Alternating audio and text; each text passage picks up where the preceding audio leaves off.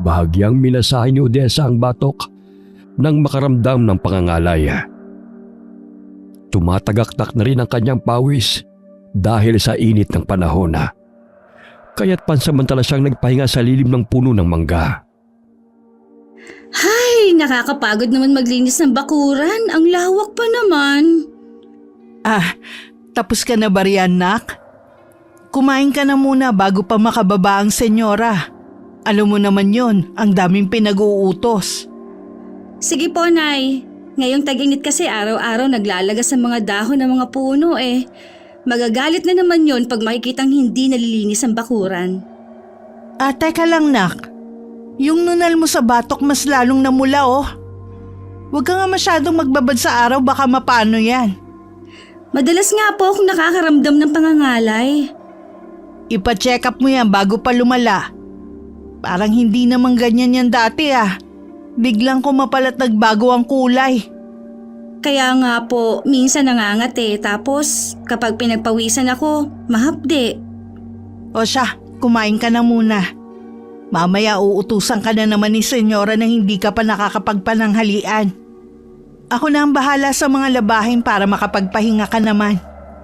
Sabay na po tayong kumain, Nay. O sige, halika na. Luto na ang paborito mong adobo. Mahal na mahal mo talaga ako, ha? Siyempre, ikaw pa. Anak na ang turing ko sa'yo.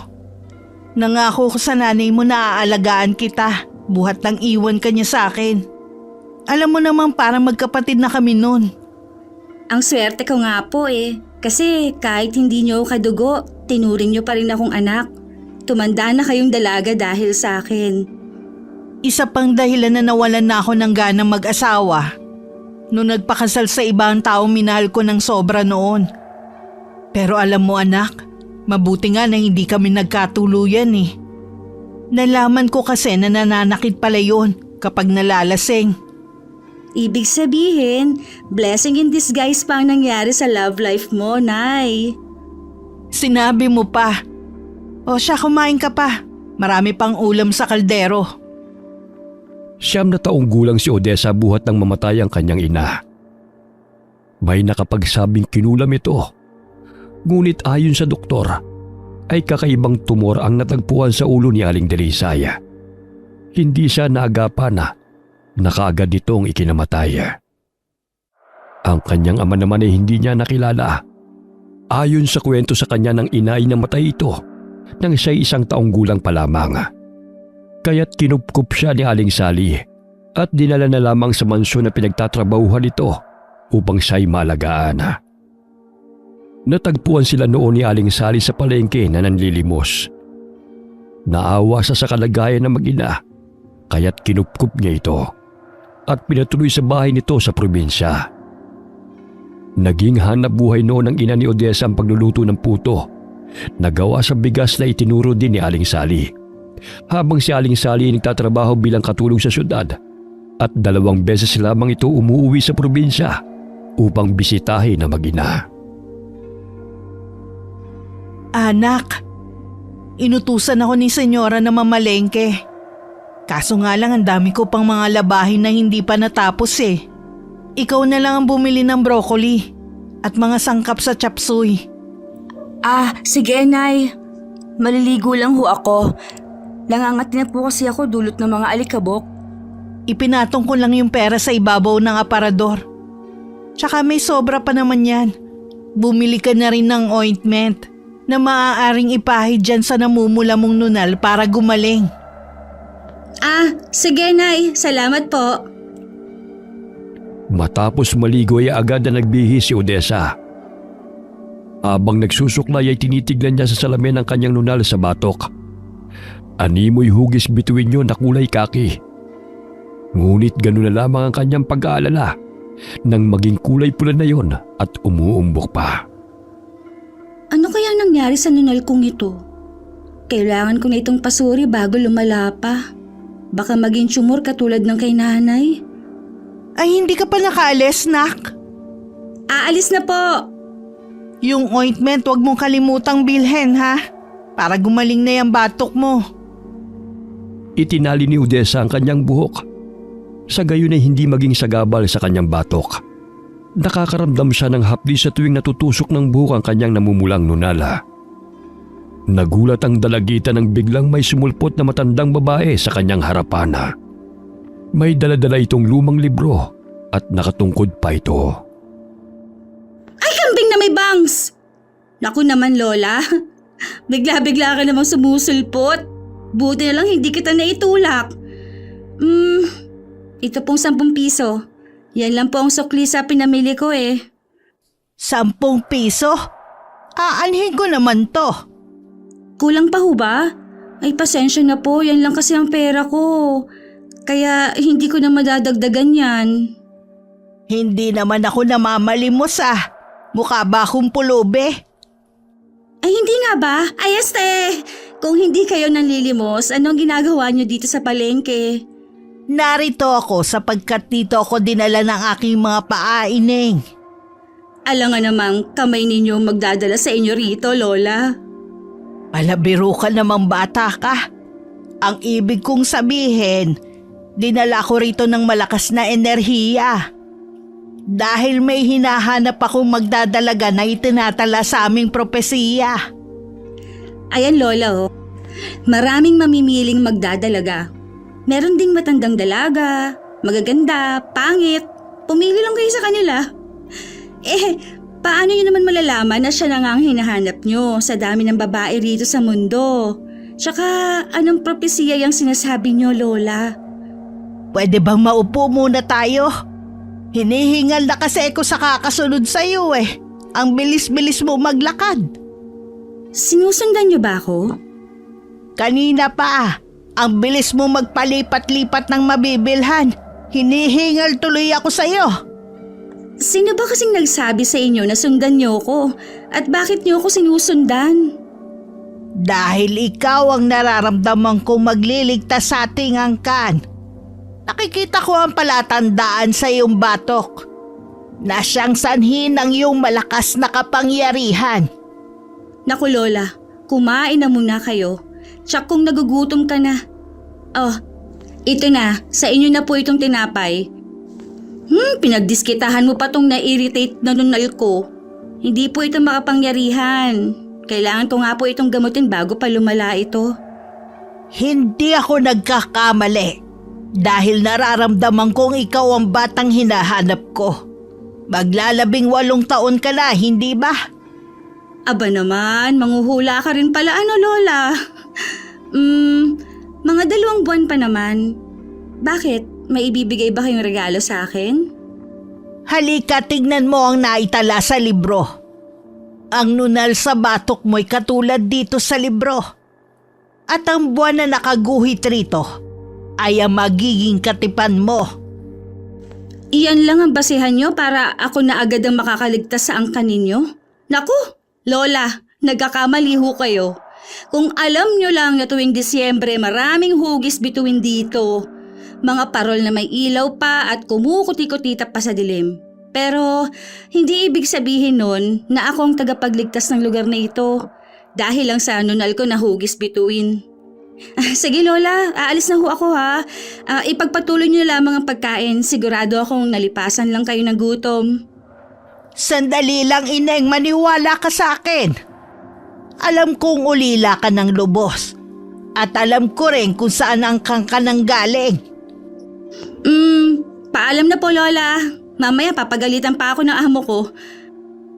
Habang papalapit ang kaarawan ni Odessa, ay mas lalong umiinit ang kanyang nunala. Kahit anong ilagay niyang gamot, ay hindi pa rin napapawi ang nararamdaman niyang kirot. Ipinasuri na niya sa doktora. Ngunit niresetahan lamang siya ng ointment pantanggal sa pamumula at kirot. O nak, kumusta yung nararamdaman mo? Ganun pa rin, Nay. Napapawi ang hapde pag nilagyan ko ng gamot. Kaso nga lang tuwing gabi, nararamdaman ko na talagang umiinit ang nunal ko eh. Kulang na lang umusok eh. Ano bang sabi ng doktor? Normal naman daw kaya ointment lang ang gamot ko. O di dalasan mo na lang ang paglalagay ng gamot. Hindi magtatagal maghihilom din yan. Napatigil sa pagwawali si Odessa nang marinig na may kumakatok sa gate. Dali-dali niyang tinungo ang gate at binuksan yun. Nagulat siya nang tumambad sa kanyang paningin ng matandang babae. Lola, ano pong ginagawa niyo rito? Paano kayo nakapasok dito sa village? Gayong mahigpit ang seguridad dito. Paano niyo natunto na narito ako? Narito ako para ipaalam sa'yo na kailangan mong sumama sa akin upang makilala mo ang angkan natin. Alam kong wala kang pamilya rito sa syudad. Paano ako nakasisiguro na totoong sinasabi niyo? Namatay ang iyong ina hindi dahil sa malubhang karamdaman, kundi dahil sa itim na kapangyarihan. Maging ang iyong ama na si Ludovico namatay dahil sa pagtatanggol sa inyong mag-ina. Sapagkat ikaw ang gustong patayin ng mga kalaban. Ikaw ang batang milenyo na magliligtas sa ating angkan mula sa mga kaaway. Kung gusto mong malaman ang lahat ng misteryo tungkol sa propesiya, sumama ka sa akin. Nak, sino ang kausap mo? Eto ho, si Lola. Nasan siya? Kani-kanina lang nandito sa harapan ko eh. Ang bilis namang umalis. Pero nung sa palengke, hinihingal naman sa paglalakad. Nagulat si Odessa nang maanino na naglalakad ang matandang babae malayo na sa mansyon. Ganoon na lamang ang kanyang pagtataka kung paano ito napunta roon sa isang kisap mata lamang. Umalis na po siya, Nay. Iniwan itong libro sa akin, oh. Anong libro na naman yan? Hindi ko nga alam, Nay eh. Ang sabi niya, sumama daw ako sa kanya upang makilala ko ang aming angkan. Tapos, alam niya na ulila na akong lubos. Napakahiwaga ng matandang yun. Bakit walang nakasulat sa mga pahina ng libro? Tignan mo, puro blanco. Ha? Nung pinakita niya may nabasa pa ako eh. Ay, bakit kaya nagkaganon? Itapon mo na nga yan. Parang niloloko ka lang na nagbigay sa'yo niyan eh. Naglipa na pa naman ngayon ng mga manloloko. Hindi itinapon ni Odessa ang libro. Itinago niya ito sa ilalim ng kamang kanyang tinutulugan. Kinagabihan, habang mahimbing na natutulog si Aling Sally, ay kinuha niya ang lumang libro at binuklat. May maliit siyang ilaw na nagmumula sa flashlight ng lighter. Namilog ang kanyang mga mata nang may mga nakasulat na roon. Paano nangyari to? Kanina lang walang nakasulat ha. Pinasa ni Odessa ang nilalaman ng libro. Doon niya nalaman na sa kada 100 taon ay nagre-reincarnate si Apo Magayak sa katauhan ng mga isinilang na sanggol sa kanilang angkana. Parehong buwan at araw na kapanganakan sa bawat 100 taon. Gayon din ang asawa nitong si Apo Lopeng upang ipagpatuloy ang kanilang nasimulang sumpaan na ipagtanggol ang kanilang angkana mula sa mga kaaway ng mga aswang, mangkukulam at mambabarang. Hunyo 25. Parehong buwan at araw ng kapanganakan ko ha. Ibig sabihin 5 henerasyon ako bawat 100 taon? Nakasaad pa na pare-parehong may palatandaang hugis bituin sa batok. Pero paano nangyari yun? Sa katauhan mo na buhay si Apo Magayak. Hinihintay ka na ng iyong magiging katipan at dapat kayo maikasal sa 18 mong kaarawan. Lola, paano kayo napunta rito? Huwag ka magtaka, Ineng. Dahil malalaman mo ang taglay mong kapangyarihan kapag sumama ka sa akin. Ituturo ko sa iyo kung paano gamitin ang natural na taglay mong kapangyarihan. Sino at ano ka nga ba talaga, Lola? Hindi ko maintindihan ng ibang nakasulat sa libro. Ako si Ka Isidra, panganay na anak ng ika-4 na henerasyon ni Apo Magayak, sa katauhan ng aking inang si Kaluwena. At ikaw ang 5 henerasyon nang mamatay ang aking ina na maglalabing 8 taon na. Kailangan ka namin, Ineng. Hindi kita maintindihan, Lola. Sa magnanakaw nga, hindi ko kayang ipagtanggol ang sarili ko eh. Ikalimang henerasyon? Ibig sabihin, kapag sumapit ang 100 taon at sa tuwing namamatay ang Apo Magayak, ay agad-agad siyang nabubuhay sa katauhan ng ibang tao? At nang mamatay ang nanay mo, yung kaluluwa niya ay naging ako? Tumpak! Sa 18 kaarawan mo'y malalaman mo ang iyong taglay na kapangyarihan kung sasama ka sa akin. Grabe naman ang cycle ng reincarnation na yan, ha? Hindi na siya nagpapahinga. Parang nabubuhay siya ng walang katapusan. Oo, para ipagpatuloy ang pamumuno sa angkan natin. Naging malinaw sa isipan ni Odessa ang paliwanag ng matandang babae. Ilang sandali na wala ito sa kanyang paningin. Nagising si Aling Sally dahil sa ingay ni Odessa. O nak, bakit hindi ka pa natutulog? Mag-aalas 12 na oh. Nagbabasa pa kasi ako ng pocketbook, Nay. Matutulog na din ho ako. Matulog ka na, maaga pa tayo bukas. Paano kaya nagagawa ng matandang yun ng biglang pagsulpot at biglang nawawala? Hindi kaya totoo ang mga sinabi niya tungkol sa akin at sa angkan na aking pinanggalingan? Tinipo ni Odessa ang mga basura na naroon sa mga garbage bag at dinala sa malaking basurahan malapit sa guardhouse. Nagulat siya nang biglang sumulpot sa kanyang tabi ang matandang babae. Nanggugulat naman kayo, Lola. Tutubuan pa ako ng nervyos niyan sa inyo eh. Maaari naman po kayo magpakita ng maayos eh. Wala namang gulatan. 1 buwan na lang ang nalalabi bago sumapit ang kaarawan mo. Kailangan na nating makarating sa lugar kung saan namamalagi ang ating angkan. Sapagkat kung hindi matutuloy ang kinagawian, mamamatay ang lahat ng lahi ni Apo Magayak. Maging ikaw, Ineng. Ay, bakit pati ako? Nananahimik ako rito eh. Dahil ikaw ang magpapatuloy sa propesiya. Maawa ka sa mga musmos. Lumalaganap na ang kasamaan ng bawat kalaban ng ating mga angkan. Naglipa na ang mga mambabarang at mangkukulam. Maging ang mga tao maaapektuhan sa kanilang kasamaan. Maniwala ka sa akin. Hanggat hindi pa huli ang lahat. Hihintayin kita bukas sa palengke. Parehong oras kung saan tayo unang nagkita. Lumabas ng village ang matandang babae. Animoy hindi siya nakikita ng mga gwardya dahil hindi siya sinisita ng mga ito. Totoo nga sigurong may taglay na kapangyarihan ng matandang yan dahil hindi siya nakikita ng mga gwardya. Kinagabihan na. Hindi mapakali si Odessa sa kanyang hinihigaan dahil sa tuwing ipipikit niya ang kanyang mga mata ay sumasagi sa kanyang balintatawang matandang babae at paulit-ulit na nagsasalita. Maging ang mga pahina sa libro ay bigla na lamang lumilitaw sa kanyang isipan. Wala naman sigurong masama kung pagbigyan ko si Ka Isidra. Hindi naman niya siguro ako hahanapin kung wala siyang importanteng pakay. Tumayo siya nang makaramdam ng uhaw at tinungo ang pitsel na naroon sa ibabaw ng mesa at dumagok ng tubig.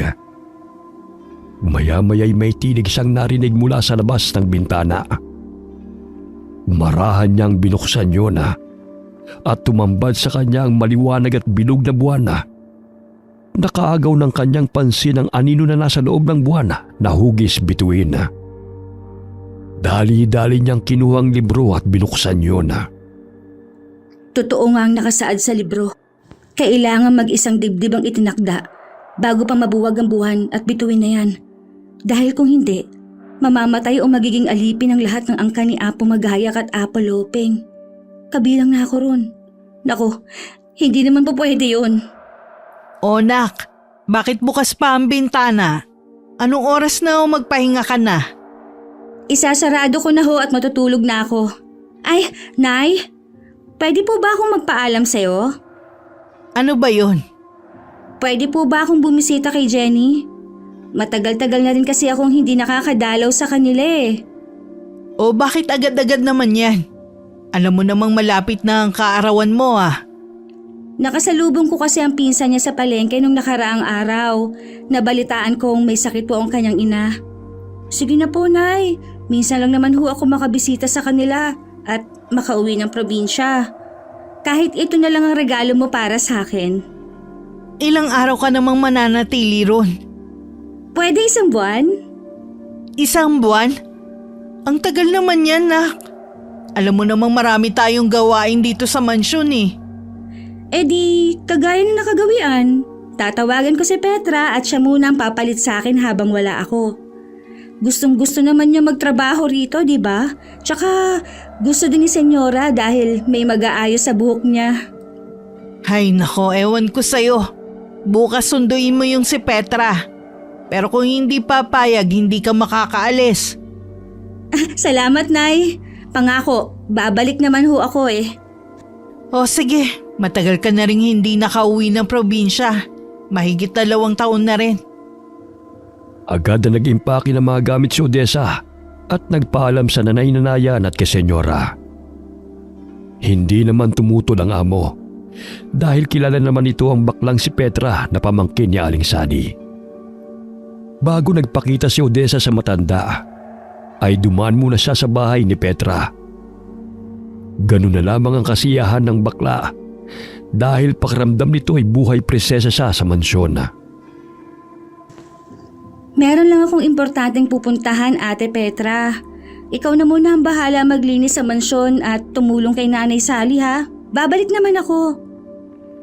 Labis ang kasiyahan ng baklang si Petra at agad na inihanda ang kanyang maleta. Animoy turista itong tinungo ang mansyon at nakasuot pa ito ng bestida. Tinungo ni Odessa ang palengke at hinanap ang matandang babae.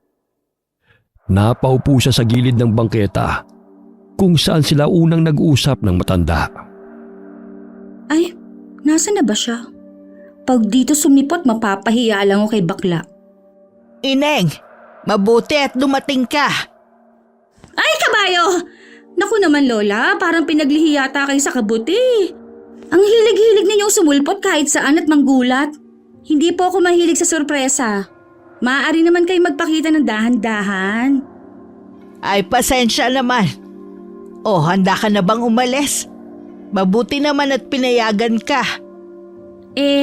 Iba kasi ang pinaalam ko kay Nanay Sally. Pero, maaari naman sigurong daanan ko muna ang kaibigan ko bago ako sumama sa'yo. Saan probinsya ba ang kaibigan mo? Malapit lang naman dito. 1 oras ang biyahe papunta sa kanila. O siya, tayo na. Bago pa tayo gabihin sa daan. Bago pa man tinungo ni Odessa ang lugar kung saan naroon ang sinasabing angka ng matanda, ay bumisita muna sila sa kaibigang si Jenny. Totoong may sakit ang nanay nito. Ngunit dahil sa tulong ni Ka Isidra, ay ginamot niya ang ina ng kaibigan. La, kailangan ba talagang laway mo ang panghaplos at yan ni Aling Baning? Maaari naman sigurong langis. O di kaya ay halamang gamot. Para kasing nakakadiri eh. Ikaw na bata ka. Huwag mong questionin ang pamamaraan ko sa panggagamot. Dahil napaka-epektibo nito sa ating tribo. Sa lugar po ninyo yon, pero sa amin kasi hindi siya hygienic. Hay, tumahimik ka nga muna riyan. Inaabala mo ang panggagamot ko eh. Hinipan pa nito ang 2 palad at dinampi sa noo ng babae. Maya-maya'y naduwal si Aling Baning at nagsimula ng magsuka. Ayan, Lola. Tingnan mo, hindi na niya siguro makayanan ng amoy ng hininga niyo. Tumahimik ka nga riyan. Inilalabas niya ang masamang enerhiya na ibinibigay sa kanya ng masamang elemento. May matinding galit ang taong ito kay Baning. Tignan mo. Kulay itim ang likidong lumalabas sa kanyang katawan. Ay oo nga po, Lola. Ang galing niyo naman. Napaka-effective din pala ng panis niyong laway. Balang araw matututunan mo rin ito. Yung paggamit ng panis na laway? Ang pamamaraan ng panggamot. Ay, ayoko pong gumamit ng panis na laway, Lola. Baka imbis na gumaling ang pasyente, mas lalong lumala pa ang sakit dahil sa mikrobyo. Mula pa kay Apo magayak ang pamamaraang ito na ipinapaasa sa makabagong henerasyon. Dapat modernong pamamaraan na rin ang gagamitin. Panis na talaga ang paraan ninyo dahil ilang daang taon na yung ginagaya. Ito ang pinakamabisang paraan ng ating angkan. Tulad ng sinasabi ko sa iyo, kapag hindi mo nagawa ang kinaugalian na pagpapakasal ayon sa naitala sa propesiya, lahat tayo'y mamamatay at magwawagi ang masamang aswang at ibang kampo ng dyablo. Naglipa na sila, kaya't kailangan nating palakasin ang ating puwersa sa pamamagitan ng pag-iisang dibdib ng bagong henerasyon ni Apo Magayak at Apo Lopeng. Wala talaga kayong kapaguran sa pagpapaliwanag tungkol sa propesiya. Maari po bang matulog muna habang hindi pa natatapos yung panggagamot ninyo? Medyo napagod po kasi ako sa biyahe eh. Ikaw ang bahala. Gigisingin na lang kita mamaya. Malayo-layo pa ang lalakbayin natin. Inihipa ni Ka Isidra ang tiyan ni Aling Baning. Gayon na lamang ang paglabas ng malapot na likido sa bunganga at ilong ng babae. Ilang sandali pa, pinainom niya ito ng maligamgam na tubig at tinapala ng dahon ng labnog ang tiyan ng ginanga upang sipsipin ang init sa tiyan nito. Ilang sandali pa, tila natigang ang dahon at umaliwalas ang pakiramdam ng ginanga. Mabuti na lamang naagapan ka.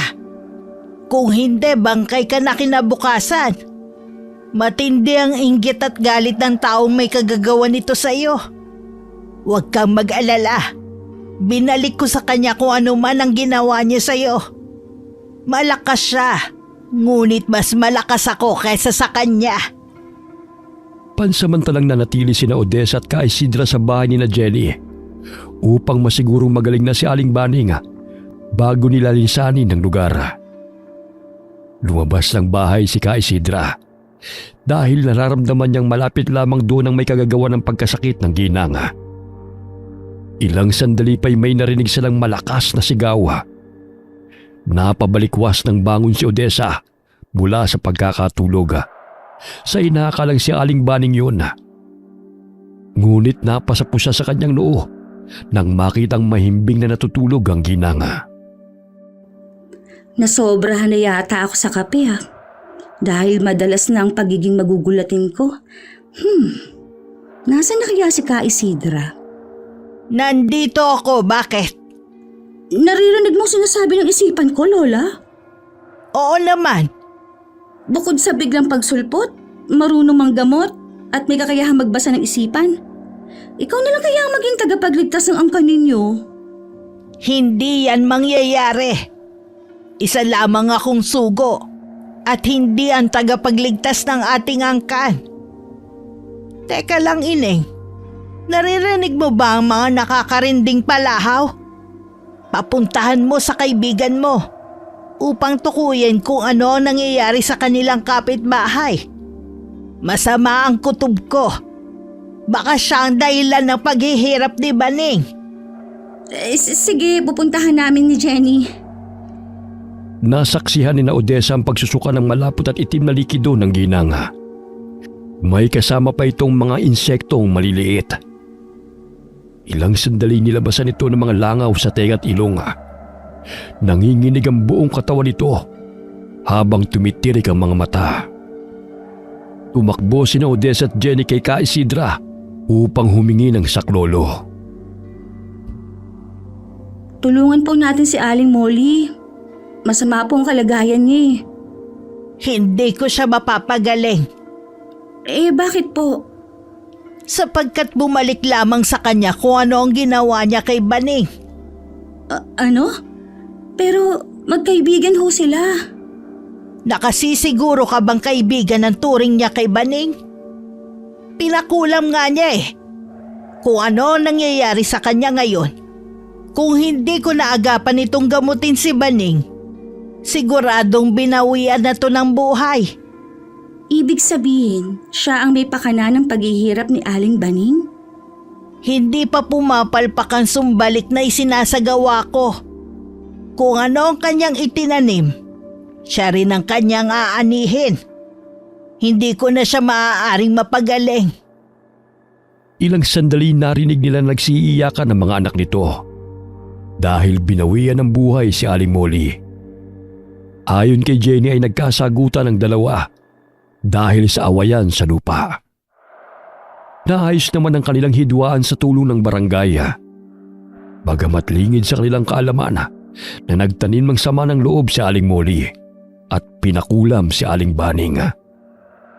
Ngunit sa kasawayang palad ay binawian siya ng buhay dahil sa sumbalik na isinagawa ni Ka Isidra. Naglipa na ang kasamaan. Hindi lamang ito ang kahahantungan kapag nabuwag ang buwan at bituin na itinala sa propesiya. Pasensya na ho kayo, Lola, kung hindi ako naniwala sa iyo noon. Nagdalawang isip kasi ako. Akala ko baka isa lamang kayong baliw. Ang dami din kasing ganun eh. Sa bagay, hindi naman kita masisisi. Sa ganitong ayos ko ba naman? Huwag ka na mag-alala. Magaling na yan si Baning. Ipagpabukas na lang natin ang pagpunta sa tribo upang makapagpahinga ka. Dito na lamang muna ako sa terasa upang makapagpahangin. Tsaka parang natatakot ang mga bata sa akin eh. Paanong hindi matatakot? Namumulay ang mga mata nyo eh. Tapos kung makatingin kayo parang lalamunin nyo. Hay nako, may sore eyes kaya ata, Lola eh.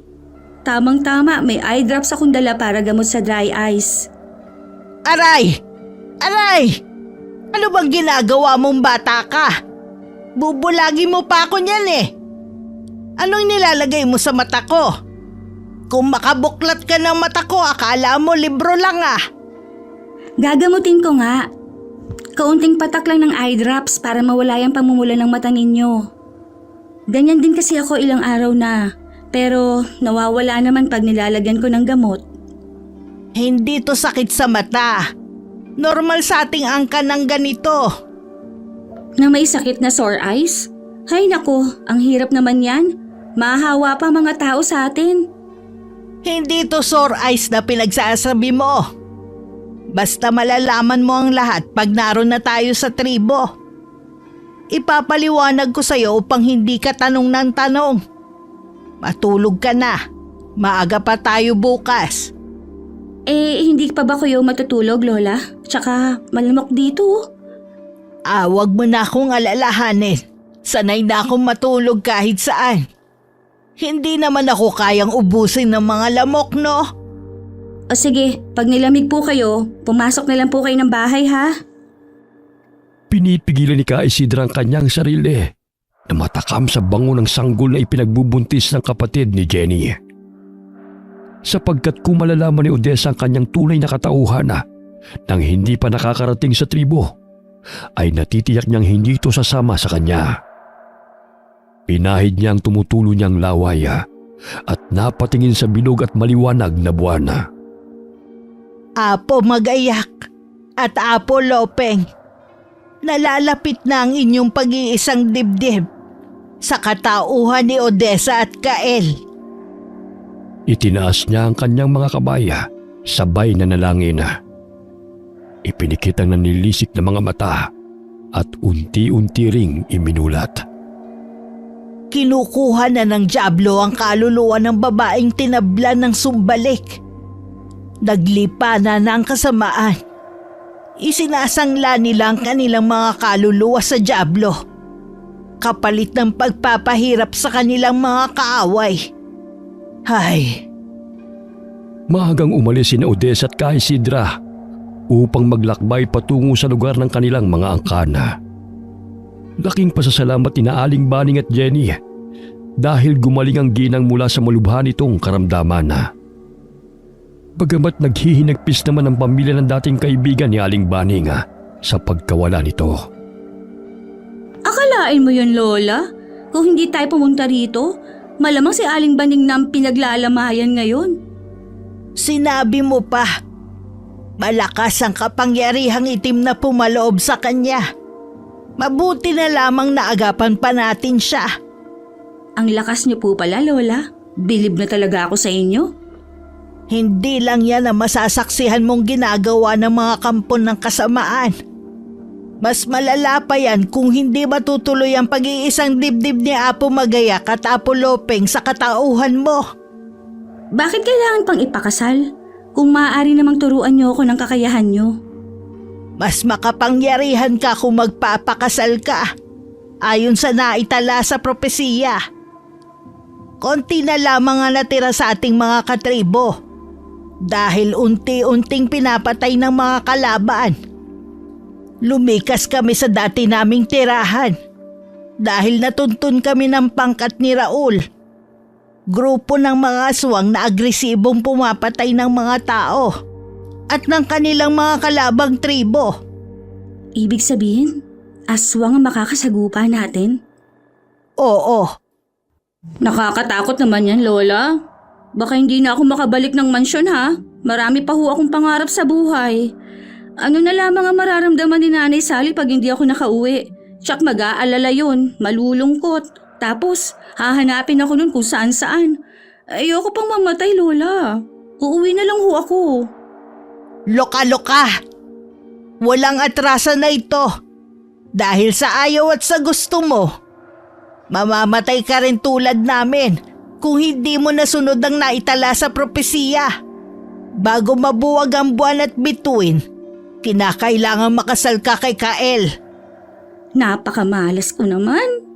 Siguraduhin ninyong gwapong ipapakasalin niyo sa akin, ha? O di kaya'y mukhang tao naman. Kawangi siya ng nasa libro.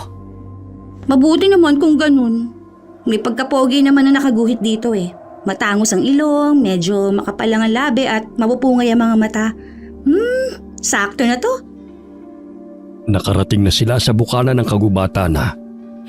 Natatanaw na rin ni Odessa ang kabundukan na. Pansamantala silang nagpahinga sa ilalim ng puno dahil na rin sa nararamdamang pagod. Malayo pa po ba tayo, Lola? Hinihingal na po kasi ako eh. Malayo-layo pa. Nakikita mo ba ang tuktok ng bundok? Naroon ang bahay ko. Grabe naman yan, La. Nakakaya namang maglakbay ng ganyang kalayo. Pambihira naman. Mapupudpud na siguro mga talampakan ko bago ako makarating sa tuktok. Huwag kang mag-alala, may kalesa akong sinakyan. Sana nga may mapagawi rito eh. Sana naman po.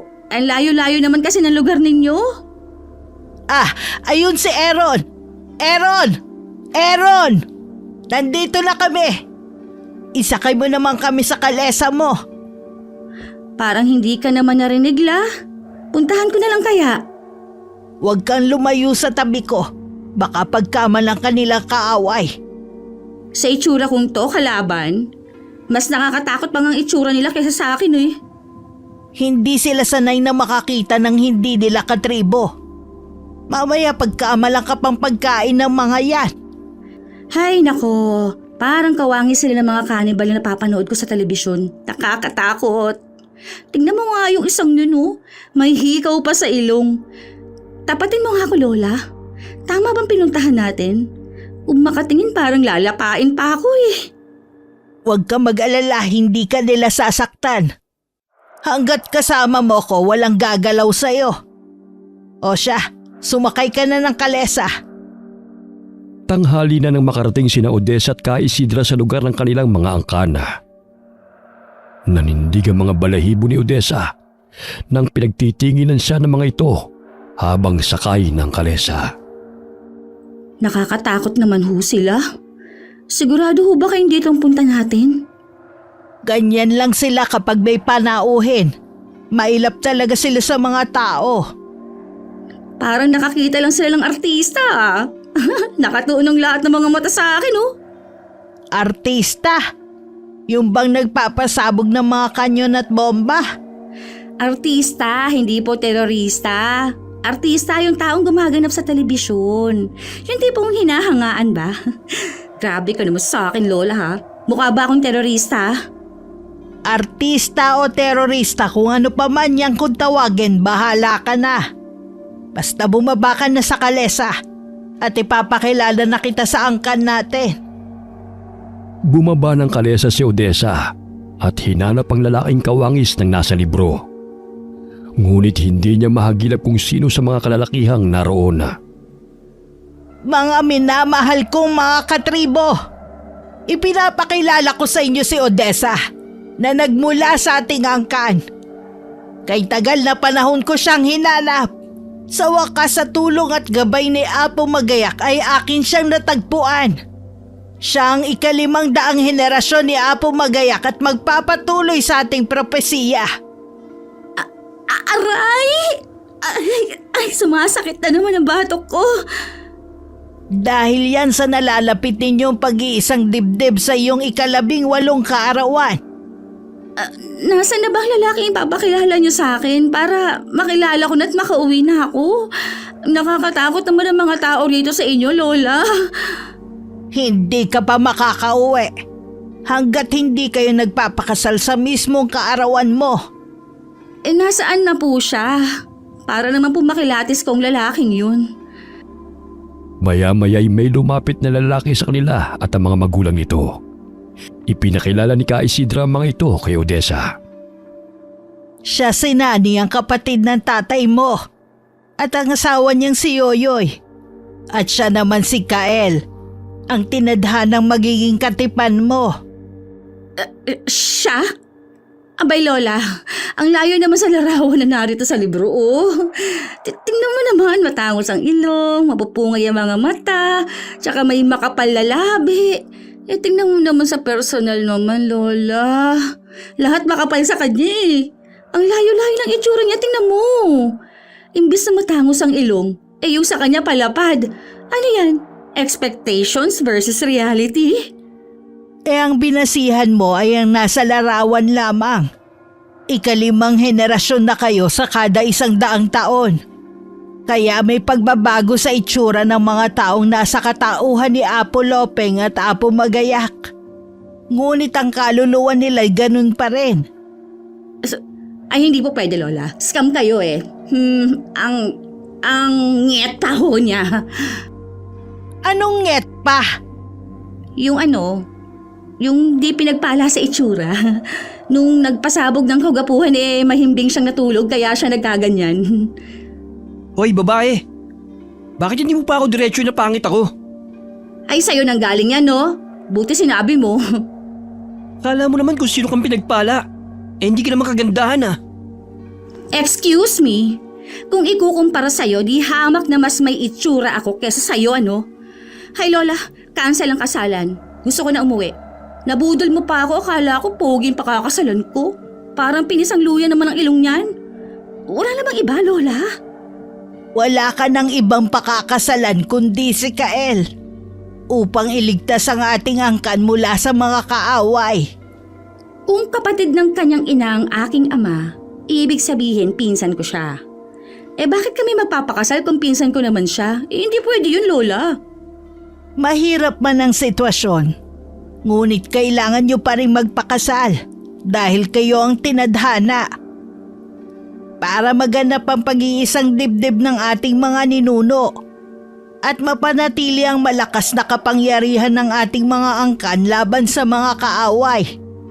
Lalo na kayo ni Kael na siyang mamumuno sa ating angkan sapagkat sa iyo mga kamay nakasalalay ang buhay ng ating mga kasama. Ay, grabe na talaga to, Lola. Mamayang gabi ipapakita namin sa iyo ang tunay na katauhan namin. Maging ang tunay mong pagkatao. Ang dami namang lihim ng angkan ninyo, Lola. Ano bang pagkatao na naman ba yan? Basta malalaman mo mamaya. Halika na muna sa kubo upang makapagpahinga ka. Sumunod si Odessa sa matanda at sumama rin si Kael sa kanila. Kumain na lamang ng baong tinapay si Odessa nang makaramdam ng gutom. Pinagtitinginan siya ng mga tao mula sa bintana, maging ni Kael. Gusto mo? Para naman magkalaman naman yung pisngi mo. Kung anong nilapad ng ilong mo, siya namang kinanipis ng pisngi mo eh. Ay naku, parang lahat ng mga kinain mo sa ilong mo napunte. Mapamintas ka. Hoy, para malaman mo, hindi ko gusto magpakasal sa'yo. Hindi ka ang tipo kong babae. Ay, siya po talaga ang choosy. Nakakahiya naman sa kanya. Anong binubulong-bulong mo riyan? Wala. Gusto ko lang magpahinga dahil napagod ako. Napansin ni Odessa na may hinahabol ang kanilang mga kasamahan patungong kasukalan. Napatayo siya upang tignan kung ano ang nangyayari. Ngunit hinawakan siya ni Kael sa braso upang siya'y paupuing muli. Dito ka lang. Kung maaari, huwag ka munang lumabas ng kubo. Ilang araw na nagmamanaman ang mga taong yan. Marami na rin sa ating mga angkan ang pinatay ng ating mga kaaway. Bakit naman pinapatay? At sino ang mga taong hinahabol ng mga kasamahan ninyo? Sila ang ating mga kaaway na nagmula sa angkan na masasamang aswang na pinamumunuan ni Raul. Isang pinuno ng mga gabunang aswang na walang awang pumapatay ng mga tao. Maging ng mga aswang na nananahimik at naninirahan dito sa kagubatan. Dati silang kasapi ng angkan ni Apo Magayak. Ngunit dahil sa kagustuhang mamuno ni Raul, tumiwalag dito sa aming tribo at nagtayo ng sarili niyang pangkat. Ang iba sa ating mga angkan ay sumapi sa kanya upang magkaroon ng kalayaang makapambiktima ng mga tao at malay makagala sa syudad. Ibinenta nila ang kanilang mga kaluluwa sa dyablo upang magkaroon ng kapangyarihan at gusto nilang sumanib kami sa kanilang pangkat. Ngunit hindi pumayag si Ka Isidra dahil gusto nitong manatili ang kinagisnang pamumuhay. Kaya kailangan mag-isang dibdib ang itinakda upang ang salinlahing lakas na ipinamana ng mga ninuno mas lalong lumakas laban sa mga kaaway. Teka, ano bang angkan ninyo? Mga aswang. Ngunit kami yung mga mabubuting aswang. Hindi kami kumakain ng tao at tanging mga tanim at hayop lamang sa gubat ang aming kinakain. Namumuhay kami tulad ng isang normal na tao sa utos ni Ka Isidra. Ibig sabihin, aswang din ako? Mismo, ano pa bang akala mo? Kung pwede sanang diwata, bakit aswang pa? Mabuti naman at nag-uusap na kayong dalawa. Alam kong mahirap sa'yo, Ineng, na paniwalaan na ikakasal ka sa mismong pinsan mo. Hindi ito normal katulad sa kinagawian mo. Ngunit sa ating tribo at ating angkan, normal lamang ito. Ang usapan, Lola, magpapakasal lang sa araw ng kaarawan ko. Sa gayon, magsanib ang kapangyarihan ng bituin at buwan upang magapi ang mga kalaban. Dapat malinaw na yun lang ang purpose ko rito, ha? Hindi yung mag-aasawa. Hindi ko kasi pinangarap na makapag-asawa ng hindi ko naman gusto. Kagaya niya. Walang mali kung magsasama kayo matapos ninyong ikasal. Dahil sa ating tribo, hindi pinagbabawal yan. Ay, ayoko nga. Bilang tao na aking kinalakihan, may tinatawag kaming annulment o diborsyo. Ganon. Hay nako, hindi na kita naiintindihang bata ka. Kung ano-ano na ang sinasabi mong salita. Dumito na muna kayo. May nagmamanman na naman sa atin. Hindi talaga titigil ang mga yon hanggat hindi nila tayo napapasuko sa ilalim ng kapangyarihan at utos ni Karaol. Matapos na mailapag ang mga nilagang kamote sa mesa, ay lumabas na ng kubo ang matandang babae. Tinungo nito ang mga kalalakihang nag-uumpukan at kinausap sila. Pailing-iling pa ang matanda nang maaninaw ni Odessa. Ano bang nangyayari rito nung wala rito si Ka Isidra? Pinatay ng mga kalabang aswang ang mag-asawang kasamahan namin. Maging ang dalawa nilang anak, nadatna na wala ng buhay sa kanilang tinitirhan. Ang pagkakaalam ko, pinilit silang sumalib sa pangkat ng mga kalaban. Ngunit ayaw pumayag ni Karator. Kaya pinatay silang mag-anak. Kinain pa ng mga kalabang aswang ang kanilang laman loob. Maging kami mga aswang hindi ligtas sa pananalaki ng masasamang aswang. Kaya't nakikiusap ako sa iyo na kung maaari tulungan natin ang aking mga kasamahan. Hindi ko makakayanan na panoorin na lamang o pakinggan na sa bawat araw na dumadaan may napapabalitang may kasamahan kaming namamatay. Napakabuti mo naman pala. Hindi lang sarili mo ang iniisip mo, kundi maging ang kaligtasan ng inyong mga kasapi. Kailangan na lamang na magtulungan Sa gayon ay makaligtas mula sa mga kaaway. Sana matulungan mo kami, Odessa. O sige, papayag na ako. Habang tumatagal ay nakikilala ni Odessa ang mga taong kanyang nakakasama. Napabalikwas siya ng bangon ng may kaluskusang narinig malapit sa kanyang tinutuluyan. Napansin niyang nagising din si Ka Isidra. Ano pong nangyayari sa labas? Bakit parang pinaliligiran itong bahay ninyo ng mga tao? Kahit ano mangyari, huwag kang lalabas ng bahay. Sino ho ba sila, Lola? Mga kaaway. Nalaman na nila na narito ka sa tribo. At hindi nila hahayaan na maganap ang pag-iisang dibdib ninyo ni Kael. Dumito ka na lamang at ako na ang bahala sa kanila. Pero Lola, baka mapano ho kayo? Huwag mo kong alalahanin. Ang importante, hindi ka nila masasaktan. Lumabas ng kubo si Ka Isidra at palinga-linga siya sa paligid. Ilang sandali pa'y lumabas ng pinagkukublihan ng ilang mga kalalakihan na animoy mga unggoy na lumapit sa kanila. Tinubuan ng maliit na mag-apares na sungay sa noo. Naanimoy kambing ang mga wangis na mga ito na may matatalas na mga ngipin. Ano ang pakay ninyo rito?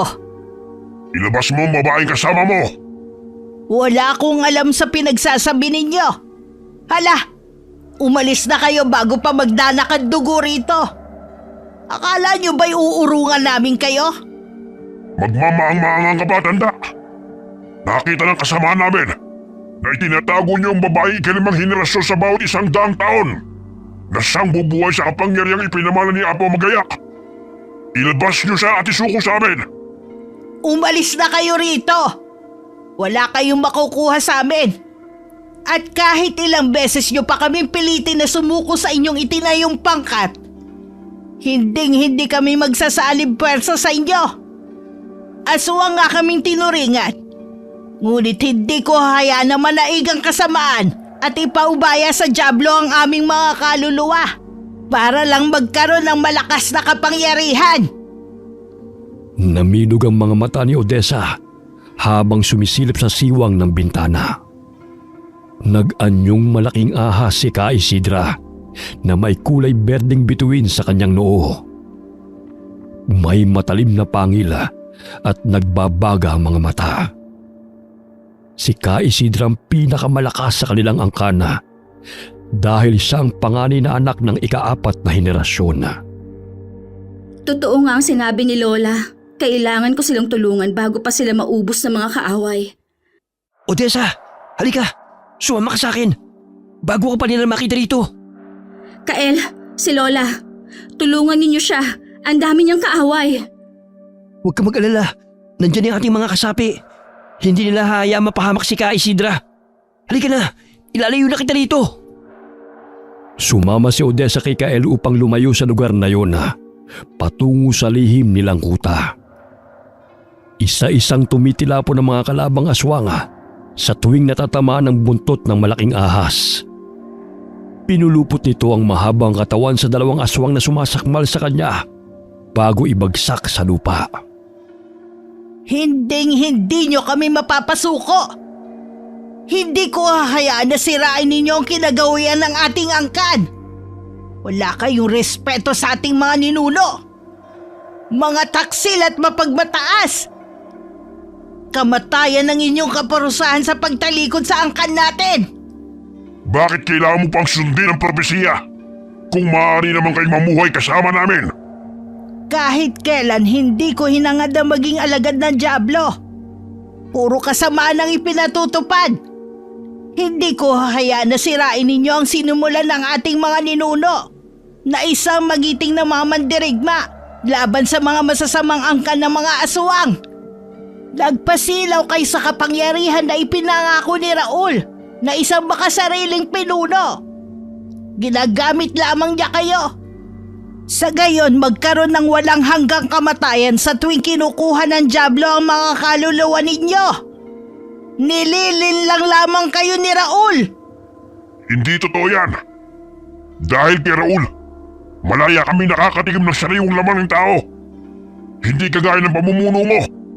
Isang alipin na naging sunod-sunuran sa'yo. Tumalon ang lalaking aswang patungo sa ulo ng malaking ahas upang tusukin ang hawak nitong sibat ang umiilaw na bituin sa noo ng malaking ahas. Sa paraang yun ay mapapatay niya si Ka Isidra. Subalit bago pa niya magawa yun, ay bumuka ang bunganga ng malaking ahas at nilamon siya nito. Lumagutok pa ang kanyang mga buto habang niluluray ng malaking ahas ang kanyang katawan bago ibagsak sa lupa. Hindi ko inaasahan na aabot tayo sa ganito.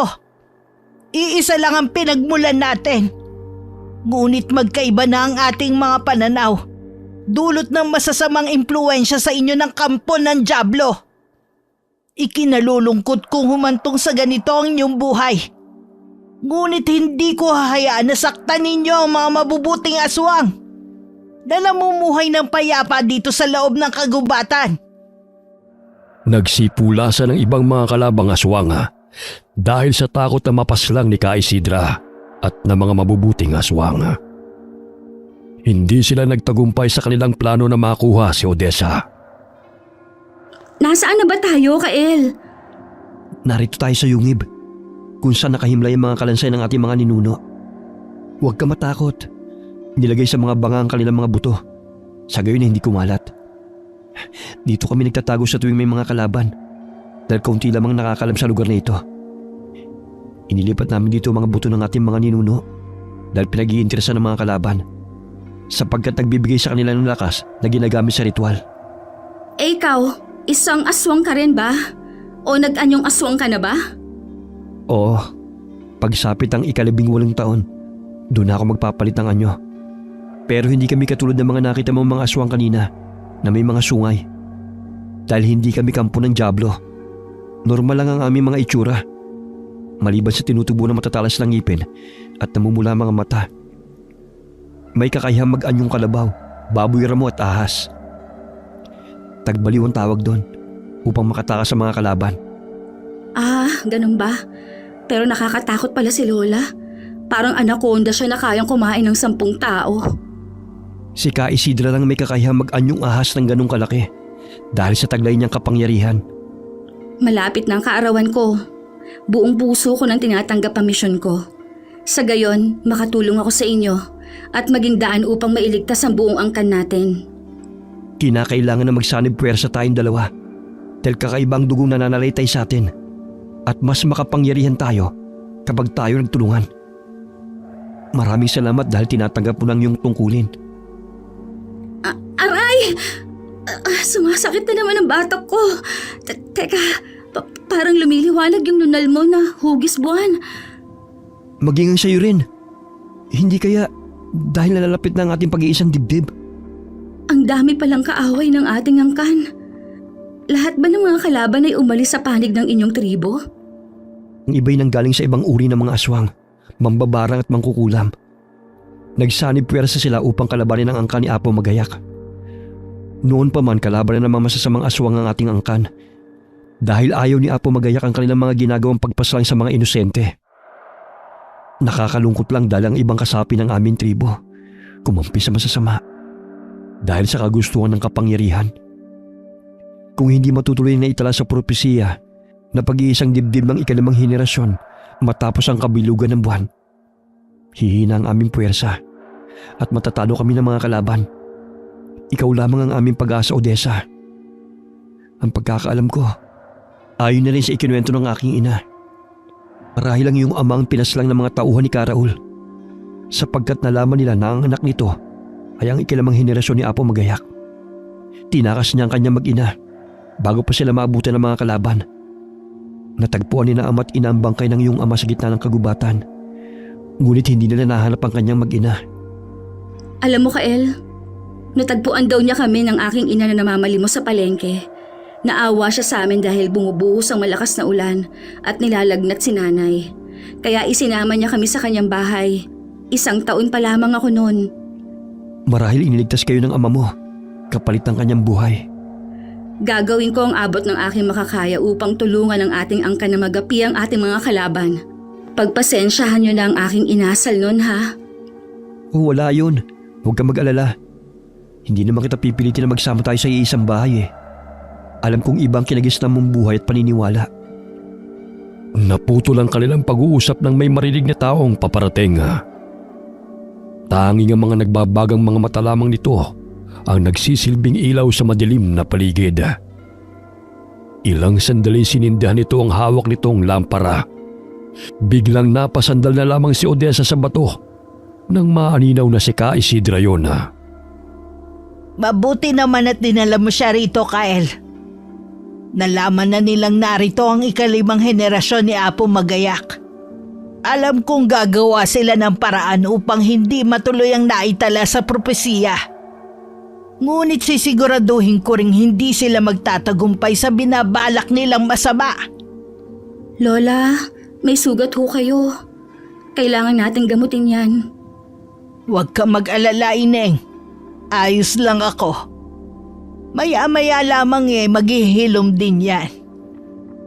Napalunok ng sariling laway si Odessa nang makitang humaba ang dila ni Ka Isidra at dinilaan ang mga sugat nito. Sa tulong ng malapot niyang laway ay unti-unting humihilom ang natamo niyang mga sugat. Napakamakapangyarihan talaga ng laway mo, Lola. Lahat napapagaling. Manatili muna tayo rito hanggang sumapit ang umaga. Kumusta na ho ang ating mga kasamaan sa labas, Lola? Nasa mabuti silang kalagayan. Umalis na ang mga kalaban. Ngunit batid kong babalik ang mga yon. Dahil hindi sila titigil hanggat hindi tayo sumusuko sa kanila. Bakit hindi na lang nila ho kayo hayaang mamuhay ng payapa? Dahil gusto nilang sakupin ang lahat ng tribo upang gawing alipin. Buong puso ko na pong tinatanggap ang aking tungkulin, Lola. Tinuruan ni Kael si Odessa kung paano gumamit ng mga sandata, katulad ng mga sibat at pana. Ilang araw pa lamang ang kanilang pag-iensayo ay nakitaan na ng galing si Odessa. Nananalaytay talaga sa iyong dugo ni Apo Magayak. Magaling siya sa pakikipaglaban gamit ang pana. Malinaw ang kanyang mga mata, kaya laging sapul ang mga kalaban niya. Talaga? Pero syempre, mas mahusay siya kesa sa akin. Sa tagal ba naman niyang nakikipaglaban eh. 2 araw na lamang ang nalalabi. Magiging ganap ka ng aswang at ang pag-iisang dibdib natin. Alam mo bang nag-aalala ako sa kaligtasan nating lahat? Dahil ba sa mga kalaban? Oo. Huwag kang mag-alala. Gagawin natin ang lahat upang magtagumpay tayo. Hindi natin hahayaan na matalo nila ang angkan natin at maging alipin. Isa-isa nilang sinusugod ang ating tribo. Pero hindi sila nagwawagi. Dahil malakas pa si Ka Isidra na siyang ating tigapagtanggol. Ngunit kung hindi maisasagawa ang kasalan, manghihina ang kapangyarihan ng tagapagbantay. At lahat tayo, magiging alipin o hahantong sa kamatayan. Magtatagumpay tayo. Yan ang isipin mo. Isang gabi bago maganap ang kasalan at ang ika-18 kaarawan ni Odessa ay nagsagawa ng ritual si Ka Isidra. Naririnig nila ang mga taong paparating kasabay ng malakas na mga atungal. Magsihanda kayo. Alam kong lulusubin nila ang ating pangkat upang hindi matuloy ang propesiya. Bakit hindi nila ngayong gabi magpakasal? Dahil hindi pa to ang tamang oras. Walang bisa ang kasal kapag hindi naganap sa mismong araw ng ika-18 kapanganakan ng hating gabi. Ang dami naman palang isasagawang seremonya. Akala ko kasi basta makasal ayos na. Lumabas mula sa mga puno ang mga kalabang aswang, mambabarang at mangkukulam. Pinaligiran nila ang pangkat ni Ka Isidra. Kaya ganun na lamang ang pagkuha ng mga kasapi nito ng kani-kanilang mga sandata. Paano na to, Kael? Hindi pa dumating ang tamang oras ng kasal? Gawin mo na lang ang lahat na makakaya mo para iligtas ang sarili mo. Sakaling hindi man ako makaligtas, huwag ka papayag na mahuli ka nila. Huwag kang magsalita ng ganyan. Hindi tayo magpapatalo sa kanila. Bakit hindi ka lang sumanib sa aking pangkat? Sa gayon ay hindi na kayo mahirapan pa magpalipat-lipat ang tirahan. Isa kang hangal! Traidor! Hindi ako kagaya mo na makasarili! Alam kong ginagamit mo lamang ang mga tauhan mo upang magkaroon ka ng buhay na walang kamatayan. Pinapangakuan mo sila ng kapangyarihan. Ngunit ang katotohanan, makasarili ka. Masayang mamuhay ng malaya. Kumakain ng mga laman at dugo ng tao na siyang nakapagbibigay sa atin ng tunay na lakas. Bakit ayaw mo makiisa sa aming pangkat? At sinusunod mo pa ang walang kabuluhang propesiya ng ating mga ninuno? Huwag mong bastusin ang ating mga ninuno. Dahil lamang sa nakilala mong Diyos-Diyosan na isang dyablo. Hindi ko ipinagkanulo sina Apo Magayak at Apo Lopeng para lamang sa buhay na walang hanggang kamatayan at kapangyarihan na kahit kailan hindi magdudulot ng kapayapaan. Kahit na anong gawin mo, magiging alipin ko kayo. Ibigay mo sa akin ang 2 batang itinakda kung gusto mo pang mabuhay kasama ang mga katribo mo. Dadaan ka muna sa ibabaw ng bangkay ko bago mo makuha ang 2. Mga kampon! Sugurin sila! Huwag kayo titigil hanggat hindi nyo sila napapatay! Dali-daling kinuha ni Odessa ang kanyang pana at isa-isang inasinta ang mga aswang na lumalapit sa kanila. Nagpagulong-gulong siya sa lupa. Gamit ng sibat ay isa-isa niyang hinahambalo sa mga kalabang aswang at tinutusok ng matalim na bahagi ang katawan ng mga ito. Hindi pa man naging ganap na aswang si Odessa, ay maliksi na itong kumilos dahil nananalaytay na sa kanyang dugo ang dugo ni Apo Magayak na siyang tagapagligtas ng kanilang angkan. Nagpalit ng anyo ang kanilang mga kalaban bilang nakakasindak ng mga aswang. Maging ang kanyang mga kasama ay naging aswang na rin. Ngunit nakikilala niya ang kanyang mga kakampi dahil iba ang itsura ng mga ito kaysa sa mga kalaban na animoy wangis ng dyablo. Hindi ako magpapatalo sa inyo. Hindi ko hahayaan na maging alipin ninyo ang aming angkan. Malakas na itinarak ni Odessa sa mata ng mangkukulam ang kanyang sibat bago pa siya masaktan ito.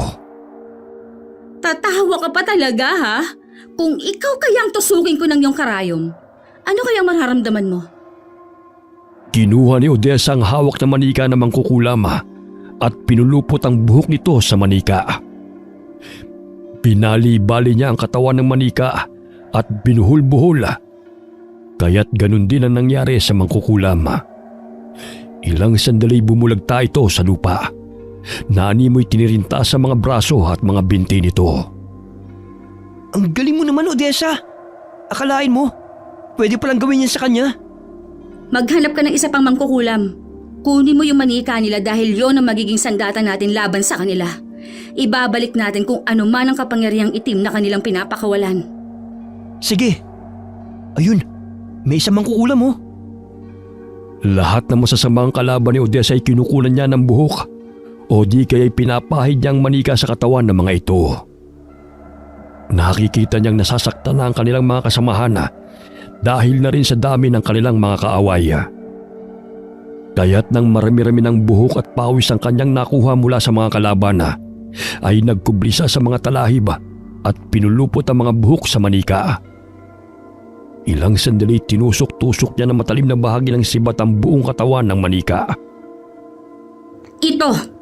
Ito ang dapat sa inyo. Wala kayong ginawa kundi pahirapan ng mga kasamahan ko. Odessa, tignan mo. Karamihan sa ating mga kalaban, naglupasay sa lupa. Tila nasasaktan sila sa tuwing ginagawa mong saktan ng manika ng mangkukulam. Napaka-epektibo ng ginagawa mo. Ano yung nakuha mo? Hindi naman buhok yan Sa lawal to ng kalabang aswang. Ito lang kasi nahablot ko sa kanya bago ako tumakbo palayo. Pwede na siguro yan. Ayan, tinusok ko ng katawan niya. Silipin mo nga kung gumana ang pananakit ko sa manikang to. Ay, parang wala akong nakikita. Sandali lang. Kailangan siguro lakasan para masaktan siya. Ayun! May tumatakbong aswang habang hawak-hawak ang puwet at maselang parte ng katawan niya. Nakakatawa naman siya. Parang nasilaban ang puwet niya. Eto. Sinundot ko kasi ng alambre ang puwet niya Ay, tingnan mo. Tumatalon-talon pa siya. Siya atang nakunan mo ng saluhal. Patayin mo na! Pinaglalaruan mo pa eh! Niluray-luray ni Kael ang katawan ng manika. Kaya't nagkandalasog-lasog ang katawan ng aswang sa ilalim ng kapangyarihan ng mangkukulam na nagmamay-ari ng manika. Hindi sa dami ng mga kasapi ang tagumpay, kundi dapat ginagamit rin ang isip at diskarte. Natitiyak kung matatalo natin sila. May naisip akong paraan upang matuloy ang pagsanib ng ating puwersa, kahit na hindi na ganun karami ang ating kasamahan. Ano naman yun? Bago yan, tulungan muna natin si Lola. Umaatras na ang ating mga kalaban, oh. Ang dami ng kalabang mga aswang. Ngunit bakit halos karamihan sa kanila'y bumubulagta sa lupa kahit hindi naman pinapaslang? Mga hangal na mga alagad! Anong nangyayari? Bakit kayo natatalo ng mga walang kwentang mga aswang na ito? Di hamak na mas malakas at makapangyarihan kayo kaysa sa kanila! Inutusan ni Raul ang mga kasapi na pansamantalang umatras sa laban. Nakikita niyang natatalo na ang kanyang pangkat. Maging siya'y maaaring mapaslang sa oras na yun kaya't nagsitakbuhan sila palayo. Sinuwerte ka na ngayon, tanda! Ngunit babalik ako upang hindi ka magtagumpay sa gagawin mong ritual. Magiging alipin ko kayong lahat. Tandaan mo yan! Galing mo mag-isip, Odessa. Akalain mo, sa isang manika na mangkukulam, maraming napatay mo. Nakatulong sa akin ang pagbabasa ko ng libro at panonood ng movie. Ano yung movie? Palabas yun sa telebisyon. Tao yung mga gumaganap at nagbibigay buhay sa istorya. Ayun, nagsialisa na yung mga kaaway natin. Tingnan mo. Labis ang kasiyahang naramdaman ni Ka Isidra nang makita nagsipulasan ng kanilang mga kalaban. Hindi ko sukat akalain na ganun karami ang kasapi ni Raul. Ngunit tatalo natin sila ngayon. Dahil sa tulong yun ni Odessa, hindi lamang kapangyarihan ang dapat pairalin, maging ang diskarte at talino. Sa pamamagitan nito, Lola, ito ang dahilan kung paano sila nasaktan na walang kahirap-hirap. Manika namang kukulam yan Kailan ka pa natutong gumamit niyan? Kinuha ko lang ito kanina sa mangkukulam. Tapos, naisipan kong ipunin ang mga bagay na pagmamayari ng kalaban bago sakta ng manikang ito. Hindi lang kapangyarihan ng minana mo kay Apo Magayak, maging ang takbo ng isipan. Gumawa ng mga patibong ang mga kasapi ni Ka Isidra dahil alam nilang babalik ang mga kalabang aswang upang hadlangan ang pag-iisang dibdib ng ikalimang henerasyon. Hindi tayo papayag na gawing alipin habang buhay. At putulin ng Raul na yon ang nakagawin ng ating angkan. Hindi natin ipapaubay ang ating mga kaluluwa sa dyablo. Kawawa tayo kapag nangyari yon. Huwag ka mag-alala. Pinapanalangin kong uubra ang ating plano. Tiwala lang. Mangyayari ang pagpapakasal ni Apo Magayak at Apo Lopeng sa ikalimang henerasyon. Sa gayon, ay ating mapipigilan ang kasamaan. Handa ka na ba? Siyempre naman, hindi mo yata natatanong. Noong elementary ako, leader kaya ako ng Girl Scout. Kaya laging handa to, ano? Ano naman yung Girl Scout? Yung grupo ng mga babaeng kabataan sa paaralan. Parang katulad sa tribo ninyo, kaso nga lang mga bata. Tapos nagka-camping din kami at may mga task o palaro. Palagi nga kami nga nanalo eh. Kinabukasan ay naghanda ang mga kasapi ni Ka Isidra sa pagdiriwang. Inihanda nila ang damit na isusuot ng ikakasal. May ginawa pa silang bulaklak na korona para kay Odessa. Alam kong minamanmanan ng mga kalaban ng bawat galaw natin.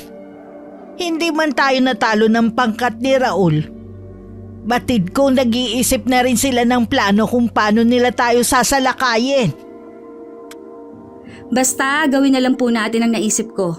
Sa gayon ay maisahan natin sila. Sumapit ang gabi.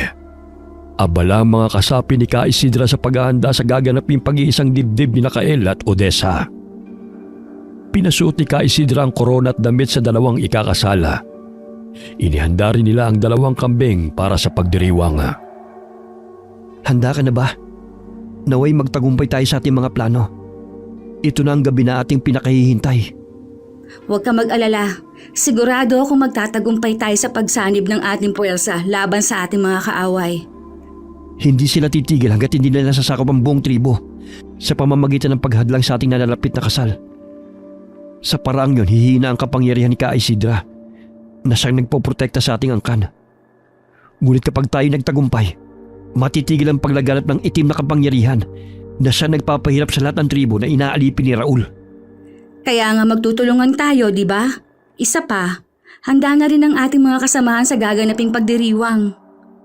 Handa na ba kayo mga bata? Nalalapit na ang inyong pag-iisang dibdib at pagsanib puwersa laban sa kampo ng Diablo. Handa na po, Lola. Nagawa na ba ng ating mga kasamahan ang ideya ko?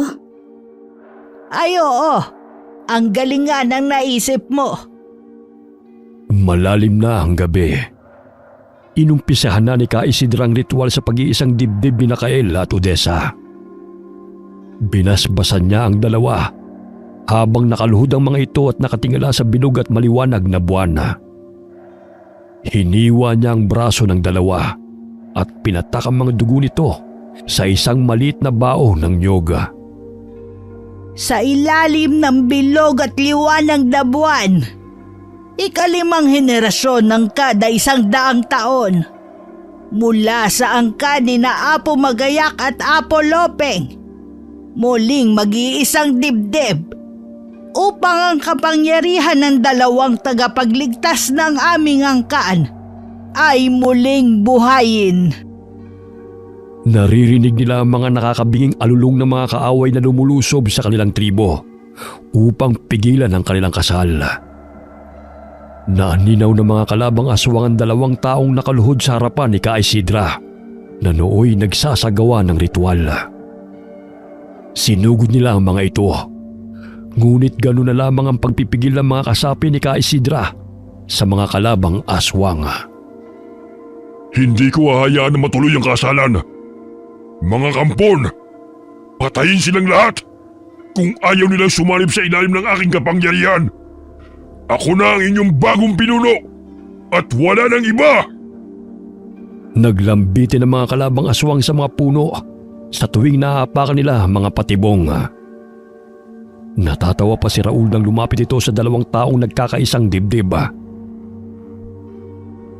Akala niyo ba'y magtatagumpay kayo sa inyong pagsasanib pero sa laban sa akin? Ngayon, tikman niyo ang aking ganti sa pagpaslang sa aking mga kasapi. Ganun na lamang ang pagtataka ng pinuno ng mga aswang na hindi man lamang natitinag ang 2 ikinakasala kahit na naglalaban ng 2 pangkat. Maging si Ka Isidra na nagsasagawa ng basbas sa 2 itinakda ay wala man lamang pakialam. Hoy tanda! Itigil mo ang ritual kung ayaw mong gilitan kita ng leeg! Patuloy na umuusok ang bao ng nyog na siyang pinataka ng dugo ng 2 upang magsanib puwersa. Namilog ang mga mata ng pinunong aswang nang lumingon sa kanya ang babaeng ikinakasal. Hinila niya ang suot na damit nito at nakumpirma na hindi yun si Odessa at Kaela, kundi 2 kambing na binihisa na buong akala niya'y 2 taong nakaluhod. Ang nakatayong inaakala niyang si Ka Isidra ay ang kawayang sinuta ng damit ng matanda. Lintik!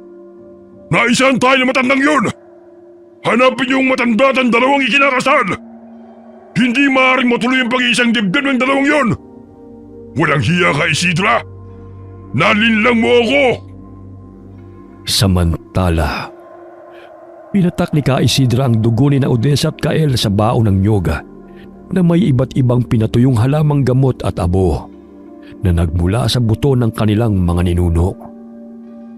Tumayo kayong 2 at ipatak muli ang inyong dugo sa baong ito. Hayaan ninyo ang ating mga kasamahan ng siyang lumaban sa mga kalaban hanggang matapos ang ritual at ang pag-iisang dibdib ninyo. Chuck, nalaman na ng mga kaaway ang ating ginawang paglilinlang sa kanila. Huwag ka mag-alala. Kahit papano'y ginagabayan ng aking kapangyarihan ng ating mga kasapi. Ito ang kwintas ng buwan Isuot mo kay Kael. Sa gisag ng katapangan ng katipan mo. Namangha si Odessa nang makita ang kwintas na kinuha ni Ka Isidra mula sa isang kahon.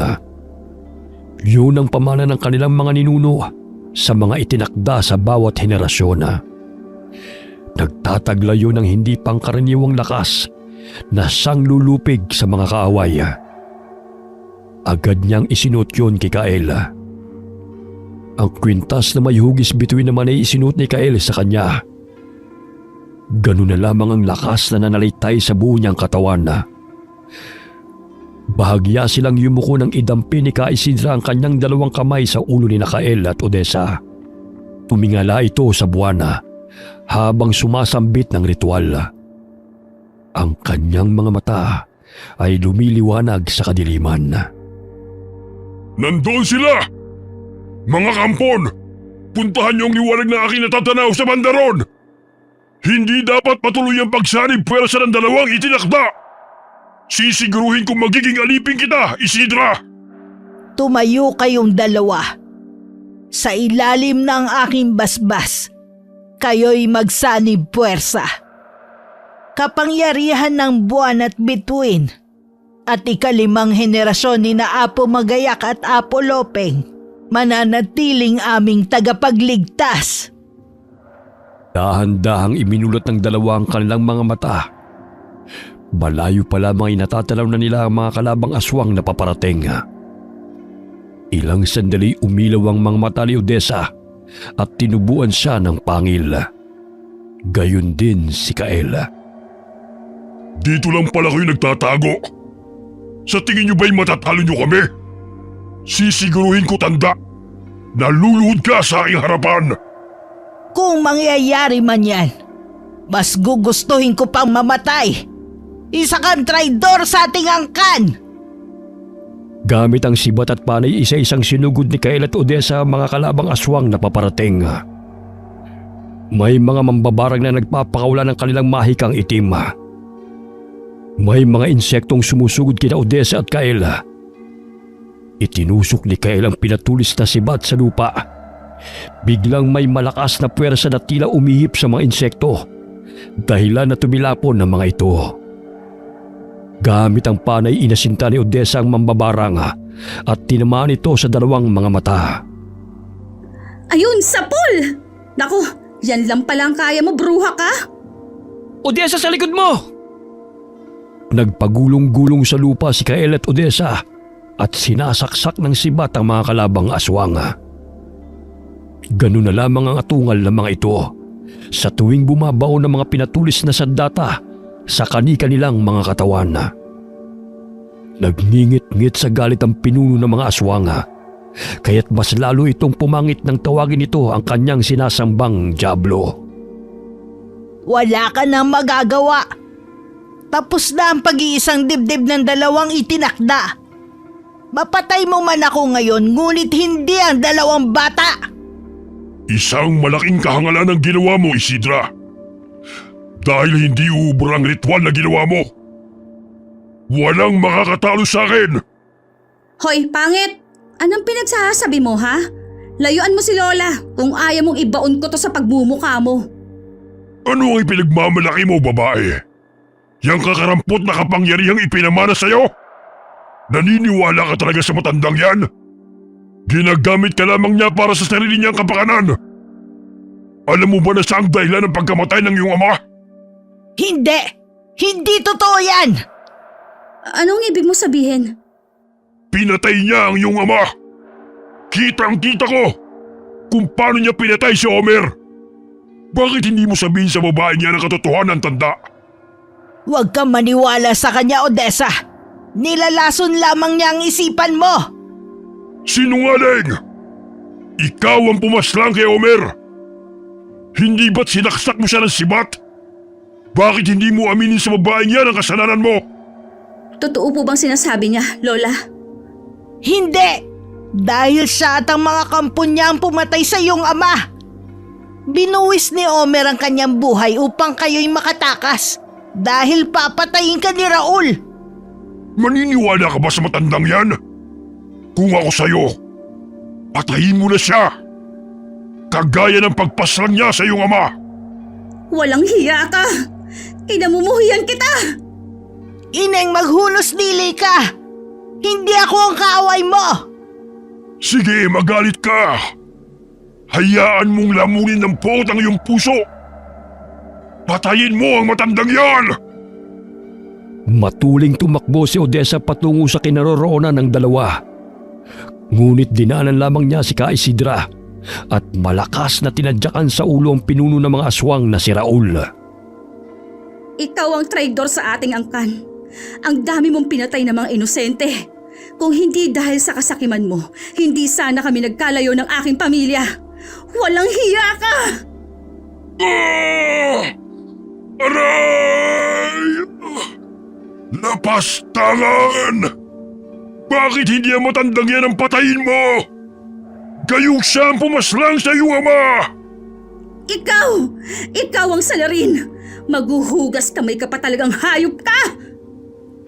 Muling tumayo ang pinunong aswang at nanilisik ang mga matang tinanaw si Odessa. Animoy hinihigop nito ang hangin at ibinuga sa mga kalaban. Tumila po ng mga kasapi ni Ka Isidra. Ngunit si Odessa at Ka Isidra ay nanatili sa kanilang kinatatayuan habang nilalabanan ng puwersang pinakawalan ng pinunong aswang. Muling tumakbo si Odessa patungo kay Raul at paulit-ulit na hinahambalos nito ng hawak niyang sibat. Hindi mapagkakaila ng pinunong aswang ang lakas ni Odessa, kaya't napatras siya. Ineng, sa likod mo!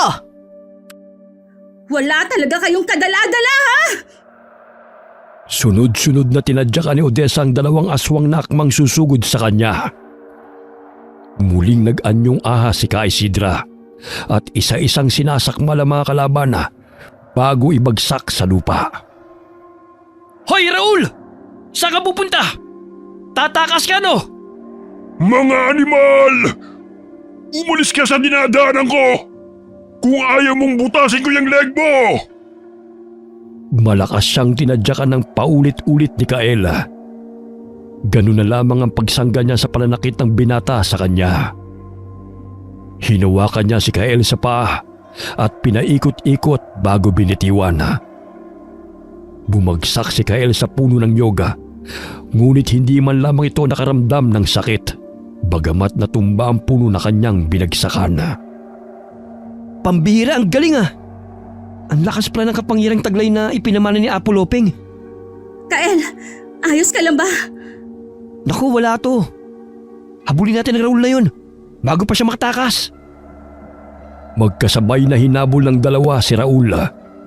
Inikutan nila ang pinunong aswang na animoy mga ipo-ipo. Ganun na lamang ang atungal ni Raul nang magkakasama silang tatlo na lumilipad sa ere. Ay, ang galing naman! Sige, Kael. Sapukin mo yung traidor na yan! Kulang pa sa kanyang sapok. Tadyakan mo na rin para makaganti ka man lang sa pananakit niya sa'yo. Habang nagpapaikot-ikot sila sa ere, ay umiilaw ang mga kwintas na taglay ng dalawa. Bigla silang nabuwag at malakas na bumagsak sa lupa si Raul. Ngunit silang dalaway na natiling lumilipad sa ere. Pagbabayaran niyo ang ginawa niyo sa akin! Sinusumpa ko! Babalikan ko kayo! Hindi ako matatahimik hanggat hindi ako nakakapagsigante! Tama na ang kasamaan mo! Hayaan mong mamuhay ng payapa ang ating angkan! Sinakmal ni Ka Isidra ang pinuno ng aswang sa anyong ahas. Nginuya niya ito hanggang sulumagotok ang mga buto bago niya iniluwa ito.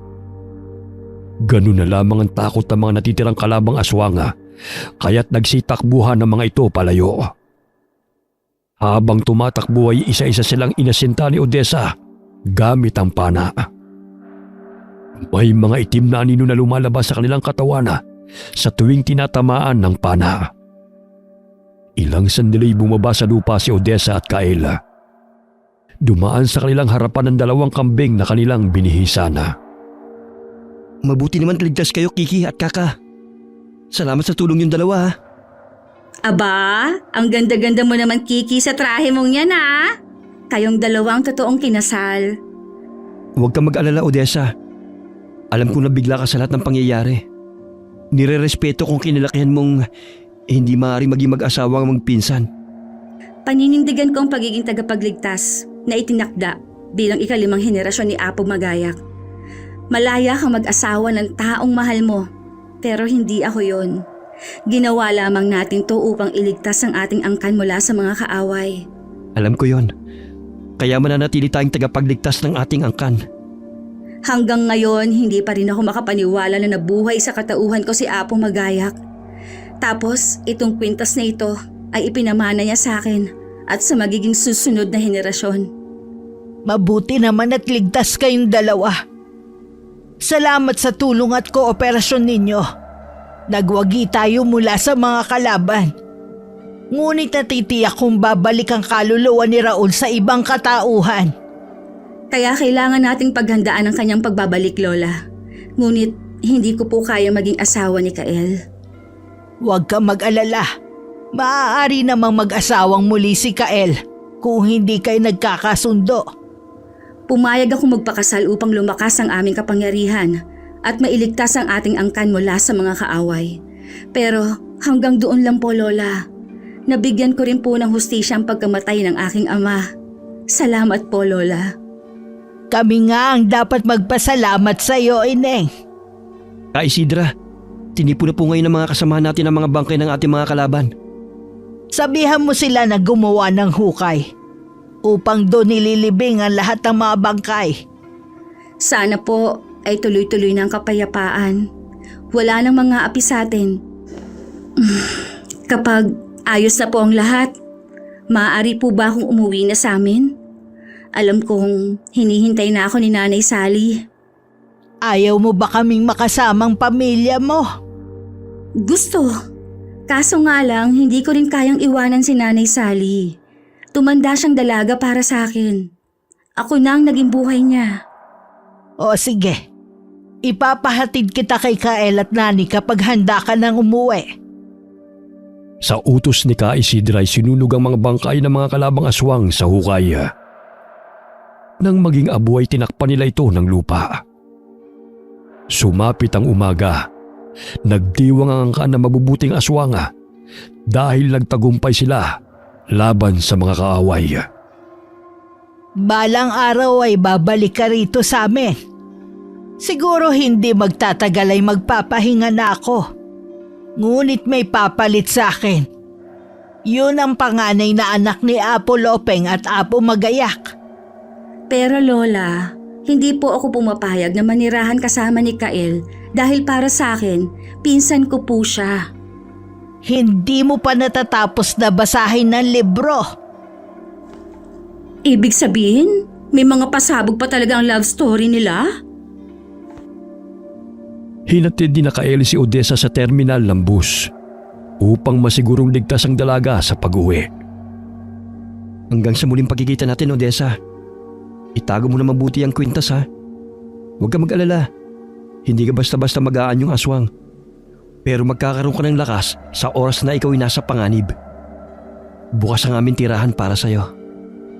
Bibisita ako ron. Di ba? May kakayahan naman ako makipag-usap sa pamamagitan ng panaginip.